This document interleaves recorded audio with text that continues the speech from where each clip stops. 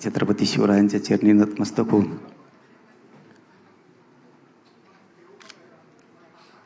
आम्हालाही एक आनंद वाटला. व्यावसायिक बांधव आपले सगळे एकत्र येऊन आम्हाला मार्गदर्शन करतायत. पण तुम्ही उलटच सांगितलं, मार्गदर्शन करा. आता मला काय याचं मार्गदर्शन करताय? आम्ही आलोत शिकायला तुमच्याकडून. माणसानं पिढीची परिवर्तन करायचं असलं तर खरं बोलावं, तर ते टिकतं. याच्यातली काही माहितीच नाही आणि उगाच शेंगा आणायची इकडे येऊन मार्गदर्शन करतो ना, अमकं करतो ना तमकं करतो. मार्गदर्शनाला तुला येतंय काय? आम्ही तुमचं ज्ञान शिकायला आलो, हे खोटं समजू नका.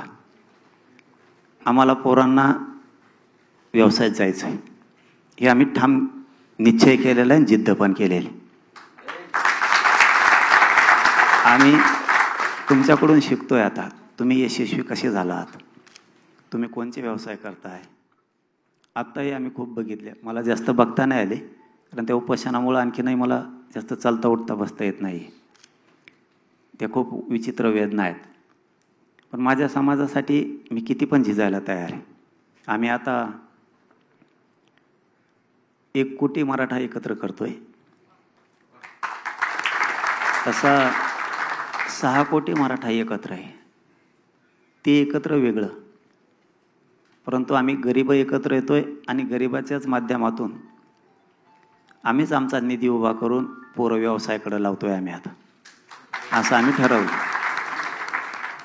आम्ही 1 कोटी नाही, 500-500 रुपये जरी वर्षाला दिले तरी 1-1.5 रुपये आमच्या वाट्याला येतोय. लय झालं तर 30-35 रुपये महिन्याला आमच्या वाट्याला यायला लागलेत एक जणाचे. त्याच्यातून आम्ही वर्षाला 3,000, 2,000, 5,000 जे काय होतील तेवढे व्यवसायाला लावायचं ठरवलं आहे. आणि 400-500 रुपये कुठं पण हरत येत असं आम्ही ठरवलं आहे. माझी भाषा कळते ना, पण नाही व्हायची उंबल बरं. कुठं पण हरून जातात पैसे. आपण सप्त्याच्या वेळेस असेल, लग्नाच्या वेळेस असेल, पार्ट्या असतील त्यावेळेस दान करून टाकतो. 400-500 रुपये हे माझे धरा. आमचं म्हणणं आहे तेच पैसे आपण पोराला व्यवसायाकडे क्रांती करायला वळवायचे. ज्याच्याकडे पैसे नाहीत ना, गरीब मराठ्याकडं. आम्ही आमच्यात ठरवलं आहे, ज्याच्याकडे पैसेच नाहीत 500 रुपये पण द्यायला, त्याने 2 दिवस त्या पोरानं रोजानं जायचं पण 500 रुपये द्यायचे, दान द्यायचे. कोणचं ना कोणचं तरी पोरगं आपलं सुधारणारे व्यवसाय आणि व्यवसायाकडं समाज न्यायचा असं आम्ही ठरवलं आहे. पण तुमचा आणि आमचा ताळमेळ जमला पाहिजे, हे लय अगोदर महत्त्वाचं आहे. तुमचं सगळं चालतं आहे घडीवर. 5च वाजल्यावा, 3च वाजल्यावा, ह्यो काय उरके नावा, जायचं होतं पटकून. फक्त तेवढा ताळमेळ तुमचा आणि आमचा जुळला पाहिजे, गरिबाचा आणि व्यवसायात प्रगत झालेले यशस्वी झालेल्या मराठ्यांचा. एकदा जर ताळमेळ जुळला ना, तुम्ही महाराष्ट्र म्हणता, मी म्हणतो महाराष्ट्राच्या बाहेर सुद्धा मराठ्याचा कोणी हात धरणार नाही, इतकी क्रांती. आणि आमच्यात ते क्षमता आहे, आम्ही ते करतो. हे थांबान भाऊ, लय गडबड. मग इकडं होका लागला ना सगळा मेळ. मग पांगत मग देन तुमच्याकडेच चाललं तिकडं. मग वडापाव आणला का, जामून आणले का, मग मला लागली भूक. मग आम्हाला तुमच्या मार्गदर्शनाची, तुमची आमची सांगड जमण्याची खूप गरज आहे. जर का पुणे मुंबई इथल्या मराठ्यांनी जर ठरवलं, त्यात IPS IAS अधिकारी असतील, न्यायाधीश असतील, व्यावसायिक असतील, उद्योगपती असतील, काही रिटायर झालेले असतील. आपले लोक काय करतात, तुम्हाला वाईट नका वाटून देऊ, पण आपले लोक काय करतात, एकदा रिटायर झालं ना, फार्म हाऊस बांधता येईल, तिकडे जाऊन झोपत आहे. तुमच्या ज्ञानाचा आम्हाला उपयोगच व्हायना पोरायला, म्हणून आम्ही वायाला चाललो होतो. आमचा एखादा पोलीस झाला, PSI झाला, ते रिटायर झालं ना, ते तिकडेच हिंडत आहे कुंकड घालून, टंगडं मोडून येत आहे माघारी. आम्हाला वाटतं त्याच्या रिटायर झाल्याच्या नंतर त्यांनी 2-3 वर्ष समाजासाठी द्यावं. तुम्ही PSI कसे झाले हे आम्हाला सांगावं, एवढीच आम्हाला अपेक्षा. तुम्ही तहसीलदार कसे झालात, काही मागचे बोलू नका बरं का, तहसीलदार कसे झालात हे आम्हाला तुम्ही ग्रामीण महाराष्ट्रातल्या मराठ्याला सांगावं. तुम्ही एखादा व्यवसाय उभा केला ते तुम्ही सांगावं मी कसा उभा केला. एखादा न्यायाधीश वकील झाला मी कसा झालो हे सांगावं. MPSC UPSC करणाऱ्या पोरांना त्या क्षेत्रात म्हणजे त्या शैक्षणिक वर्षात गेल्याच्या नंतर माहीत होतंय आपल्याला असा अभ्यास करायचा. त्याचे असणारे 2-3 वर्ष त्याच्यातच निघून जातात. मला वाटतं ते जर ज्ञानी लोक आपल्याकडे, आम्हाला 12वीला गेल्याच्या नंतर जर UPSC MPSCचा अभ्यास करायचा असला तर तुम्ही आम्हाला 10वीलाच सांगा ना. आपले लोक म्हणतो मी की पोरांनो असा अभ्यास करायचा, हे पुस्तकं जास्त घ्या, त्याचा अभ्यास करा, अशा अशा पद्धतीने गेलं तर होतंय. म्हणजे 12वीला जे आम्हाला ज्ञान पाहिजे ते 10वीतच मिळून जाणार आहे. आणि जे 12वीच्या नंतर करायचं ते 12वीलाच सांगा. मग आमच्या डोक्यात उजेड पडन. आमचा बापा आम्हाला सांगतो मी आऊत आणलं तू आऊत आण, पडक फेस आमचा तिथंच. तुम्ही आम्हाला पुढची आशा आणि स्वप्नच दाखवायला तयार नाही आहेत. तुम्हालाच भांडावं लागेल ना, कारण प्रगत तुम्हीच आहेत आमच्या समाजातले. सुशिक्षित वर्ग, मोठा उच्चभ्रू वर्ग, प्रतिष्ठित वर्ग तुम्हीच आहेत आमचा. तुम्हाला नाही भांडावं आम्ही भांडावं कोणाला? आणि तुम्हाला नाही भांडलं तर आम्हाला न्याय मिळेल कसा? बाकीच्याने तसं केलंय, आपल्याला फक्त कळालं नाही त्यांनी काय केलंय कसं. आता मी त्या वीरेन भाईस तिथं गेलो होतो. कोणची रूम म्हणतात त्याला? Study room. असं काही केलंच नाही. आम्हाला नुसते भोपळे आशा दाखवल्या, तुम्हाला वसतिगृह देतो, आता हे साहेब इथं बसलेले, तुम्हाला अमकं देतो आणि तुम्हाला तमकं देतो. आणि आम्ही मथरे झालो तरी व्हाय ना. ते सारथीच्या पहिल्यांदा 72 पोरं होते मला वाटतं, ह्यावेळी 49च घेतलेत परदेशासाठी. लावला चुना आम्हाला 30-40 जणाला. हे सत्य आहे, हे तुम्हाला भांडून ना उपयोग. मी मंत्री महोदय मला वाटतं पाठीमागच्या 15 दिवसात मी विखे साहेबाला बोललो होतो विषय. कमी कमवून करता राव, आमचे वाढवायचे सोडून कमी कमवून करताय. मला वाटतं 20,000 पोरं ते PhDच्या माध्यमातून दुसरे आहेत राज्यात, त्यांचा हा कार्यक्रम लावलाय असा. तेही अंतरवलीला आले होते का असं असं आहे. तुमचा महामंडळाचा एलवायच बंद पाडलाय. लाईट गेली का त्याचं काय जनरेटर जळलं का काय झालं काय माहित. आमचा किती देवारा होतो हे आम्हाला माहिती आहे, कारण ट्रॅक्टर आम्ही घेतलेला असतं, तुम्ही नाही. त्या महामंडळात एखादा व्यवसाय उभा करायचा तो आम्ही केलेला असतो. दिलंय तुम्ही पण उभा केलाय आम्ही. ते बँकेवर इतकं घाण बोलत आहे आम्हाला, परतावा वापस नाही आल्यावर. त्याच्यात तुमची चूक नाही, ती सरकारची. त्यांना नीट आम्हीच करणार आणि आपणच करतो पठ्ठ्या त्यांना नीट, त्याची नाही अडचण. पण जे सत्यता आहे ती तुमच्या समोर आम्ही घरानं मांडायला आज इथं आलो आणि तुमचं घेऊन पण ज्ञान घेऊन जायला पण आलो. ह्या परिस्थित्या सत्य आहेत. पोरांचे एवढे हाल होतेत, मग ते वापस नाही आले की कॅरेक्टर खराब होत आहे. बँका जवळ उभा करीत नाहीत आणि आमच्या वाट्याला मोठ्याल्या बँका नाहीच आहेत. बारकुल्या पतसंस्था आमक्या नेत्याची तमक्या नेत्याची, ती घेतोय आमचा वावर लिहून. हे तुम्हाला ऐकायला जड जात असेल, कारण वीरेन भैयाने सांगितला आकडा 20-25 हजार कोटीचे मालक तुम्ही म्हणल्यावर तुम्ही काय गिनीता आम्हाला? तुम्हाला आकडा चिल्लर वाटतोय, पण आमच्यासाठी ते घेतलेले 2 लाख 5 लाखाचं कर्ज आमच्या किती मानगुटीवर बसतं, नरड्यावर पाय देतंय ना, ते आम्हाला माहीत राहतं. कारण खेड्यात आम्ही फिरतो, खेड्यातले पोरं आम्हाला सांगतात.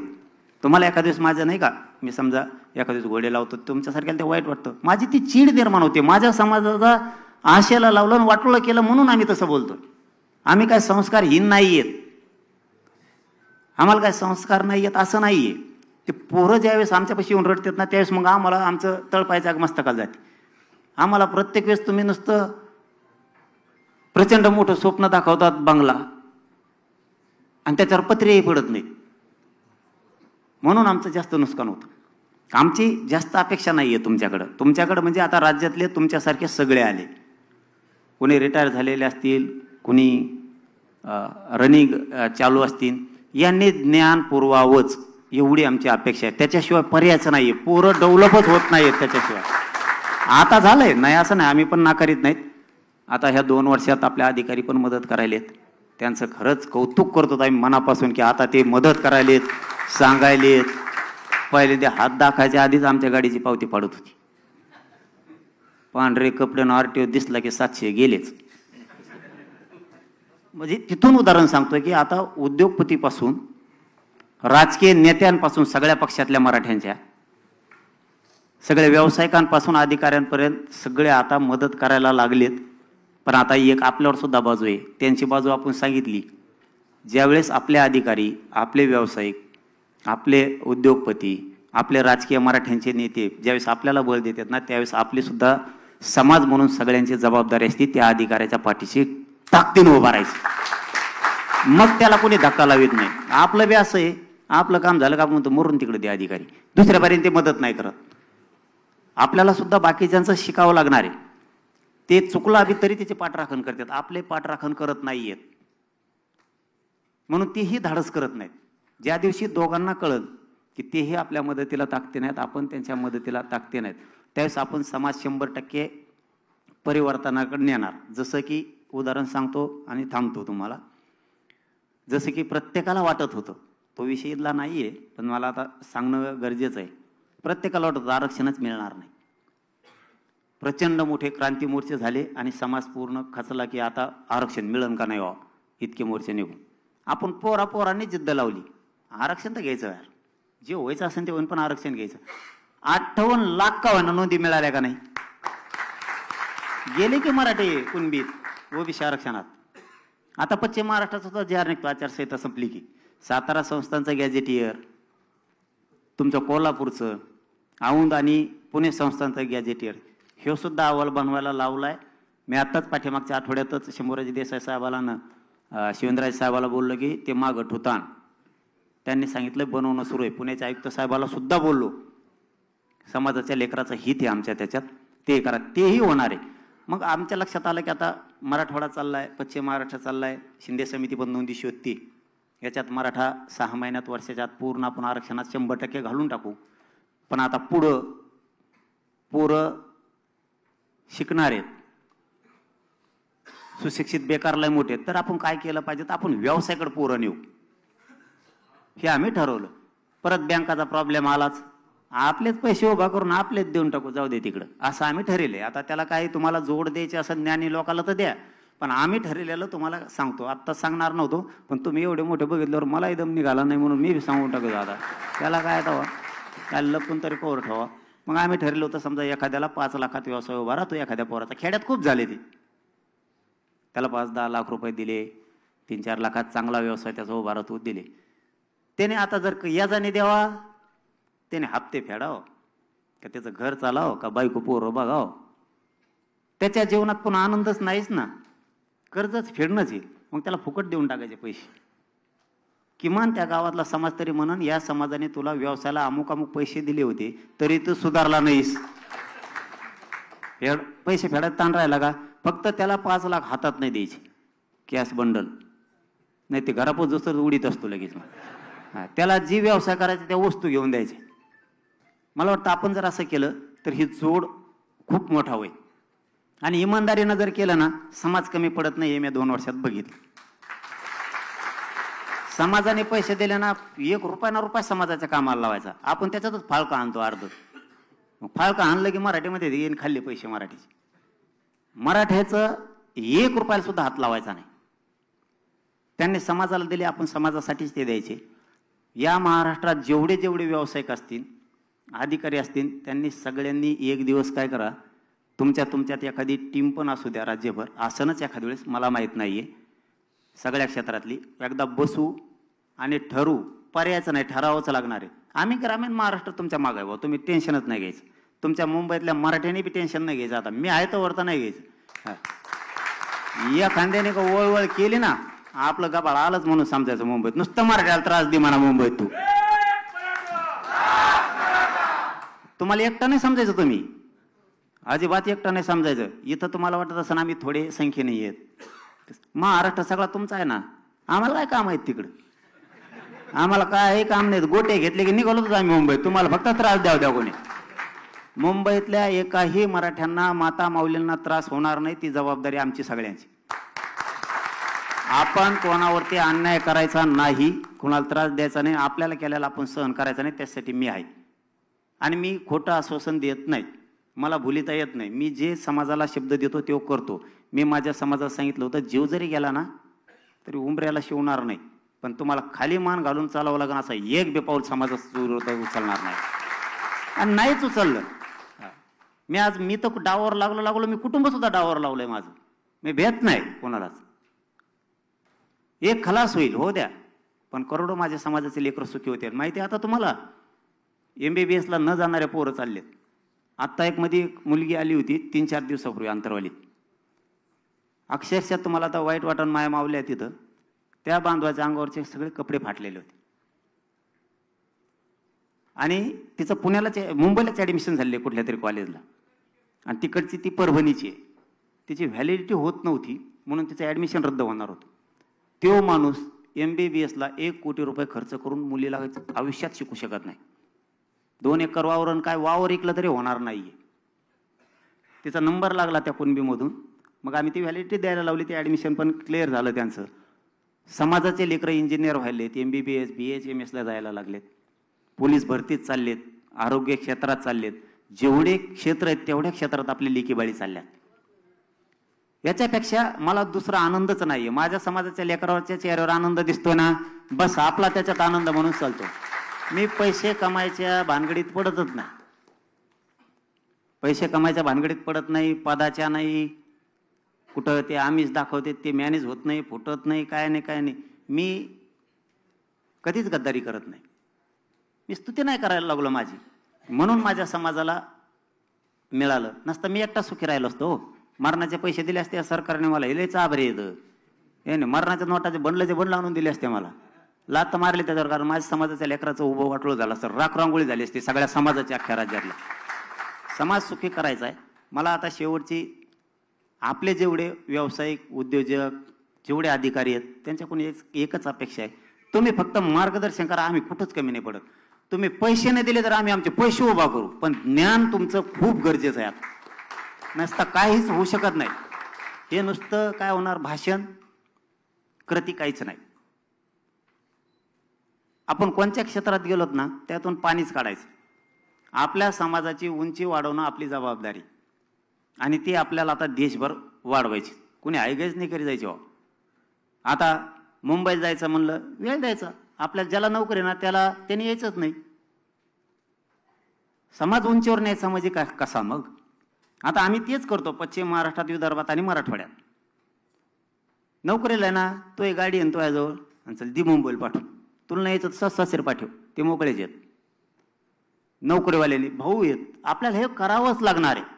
जसं की तुम्ही संकल्पना चांगली केली ती, की एक लढायला जात होता तसं एक आता बिझनेसमध्ये द्यायचा, आणि एक शेतीत का झेंडे घ्यायला. शेती चांगलं आहे ते. म्हणजे ही संकल्पना आम्हाला आवडी. फक्त आम्हाला वाटतं तुम्ही वापर करा ज्ञानी लोकांनी. आमच्याजवळ एकजोड झालीच ना, आम्हाला ज्ञानाची जोड द्या. आमच्याजवळ आहे तसं थोडं. काहीला वाटतं आम्ही येड येतं चौथे नापास आहे. तुला पालतं उलतं गेलं काय करतो चौथे नापासाला? काय तसं म्हणतात. काही का म्हणा ना, पण मी माझ्या समाजाला पुढे नेलंय. आणि सगळ्या अधिकाऱ्यांचा खरंच मला स्वाभिमान वाटतो. रच्ची येऊन भेटते, जागृत झाले, त्यांचं रक्त रच्चे कपडे काढी दे आणि साध्या कपड्यावर येते. त्या तुमच्या इकडे चड्ड्या घालून त्याला काय म्हणते ते, बरमुडे का काय. आणि मला दिवसभर ओळखू येतो, संध्याकाळी ओळखूच येत नाही. म्हणलं तुम्ही कोण? ते म्हणले मग दिवसभर नव्हतो मी, पण येतच नाही आलं, मग आता रच्ची भेटायला आलो. हे स्वाभिमान वाटतो आम्हाला. हे सांगा ऐकायला तुम्हाला वेगळं वाटतं, पण आम्हाला स्वाभिमान वाटतो की आमचा समाज सगळा आता खरबडून तळागाळातला जागा झाला. आपल्याला ही एकजुटीची जोड उद्योगाला द्यावा लागणार. नसता त्या एकजुटीत सुद्धा काही अर्थ नाही. एक आले आणि पुन्हा सगळे पांगले, हे आता होता कामा नाही. समाज जुटलाच आहे आता. तर याला एक संकट होण्यासाठी त्याला आता नाद लागला पाहिजे. जसा नाद लागला, जसा मित्र असन तसं. मग आता त्याला नाद लावा. तू व्यवसायाकडेच गेला पाहिजे. तू हुशार आहे, तू शिकलाच पाहिजे.